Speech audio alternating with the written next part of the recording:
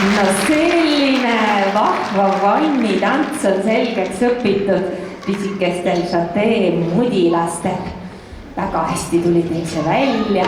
Pärast küsi ka emme käest, et kuidas sinu tants oli. Ma arvan, et emme annab kõige parema vastuse sulle. Issi ka.